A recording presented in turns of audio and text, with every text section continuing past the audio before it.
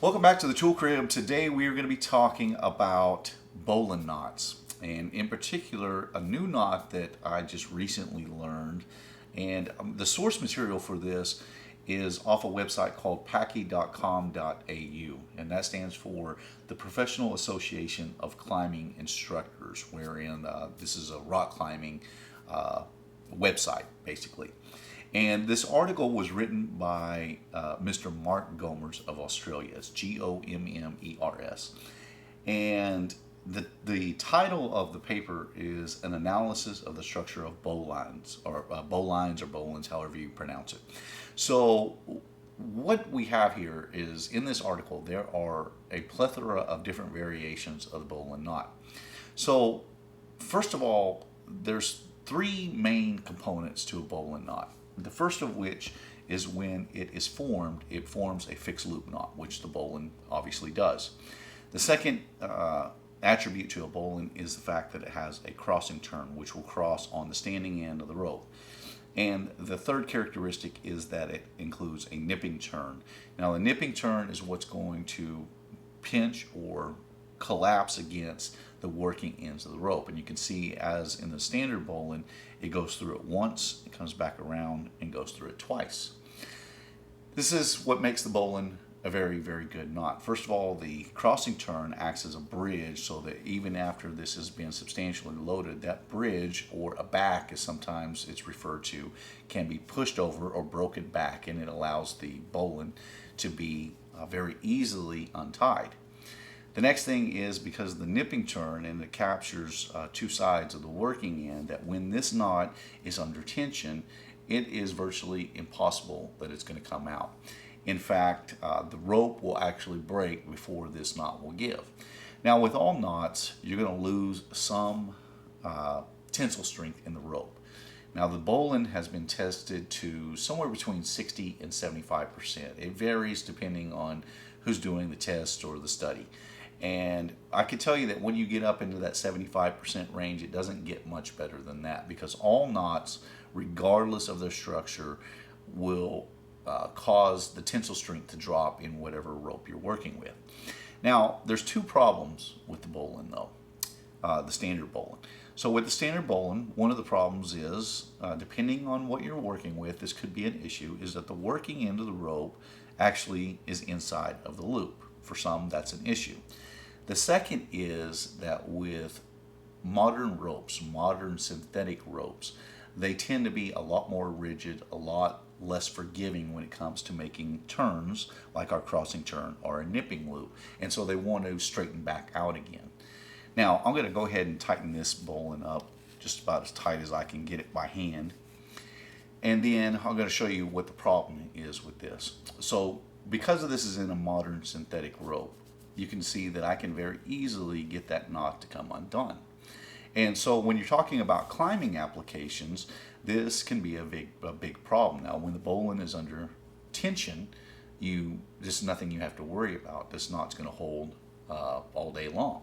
But when you have a bowline knot that is subjected to variant loads, where it's being slacked and tensioned repeatedly, this knot can, on modern synthetic ropes, it can eventually work itself free, and you could actually cause the knot to come completely undone, and thereby a risk to your life. So the knot that we're going to look at is a variation of the bowline. This one is called the Scott's locked bowline. And this is one of the most elegant solutions that I've seen to increasing the viability of the bowline.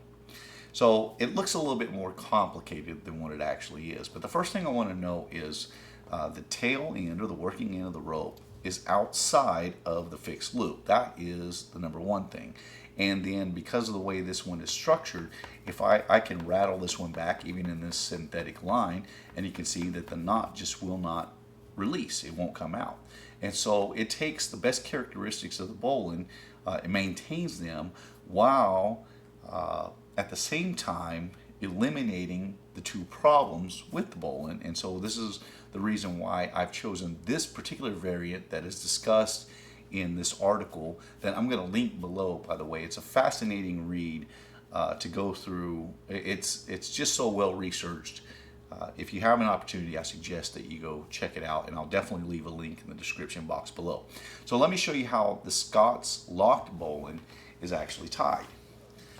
So what we want to do is we're going to start out with the standard bowline. So the only difference is we want to make sure that we leave ourselves a longer tail. So I'm going to come up a little further on the line here. We're going to cross over, rotate, twist our wrists at the same time, reach around, pull the standing end or the working end through, send it right back down through the loop. Now at this point we form the standard bowline, and this is also another reason I like this knot a lot, because there's only one other step in order to get it to the Scott's locked bowline. So we have, I just opened this up a little bit so we can see it a little better, but we have 3 turns here. We got 1, 2, and 3.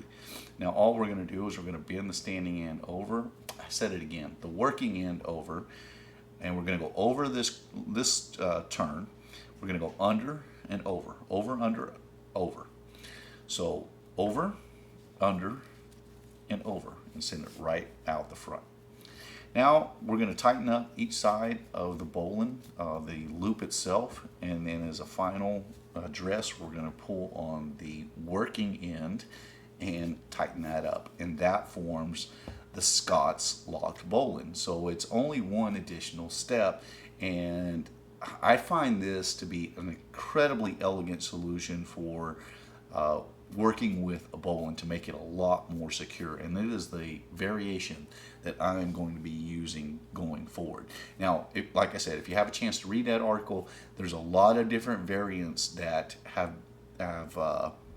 been discovered in the climbing world to make the bowline a lot more stable, if you will. But this particular one is the one that I like the best, and it's one that I'm going to be teaching from now on. Now I needed to interject a little bit of an edit here because I didn't explain real well why the Scott's locked bowline is so much better. And it has to do with how the nipping turn captures the working end of the rope. So let me pull this out again real quick so we'll just look at the standard bowline. So with our standard bowline, as we discussed before, the nipping turn, or the nipping loop in this case, captures the working end of the rope in 2 places. Now because of the way the Scott's locked bowline is formed by going over, under, over, what we have effectively done is created a third locking point for that working end of that rope. So we maintain the original 2 that you'll find in the standard bowline. This is 1 and 2.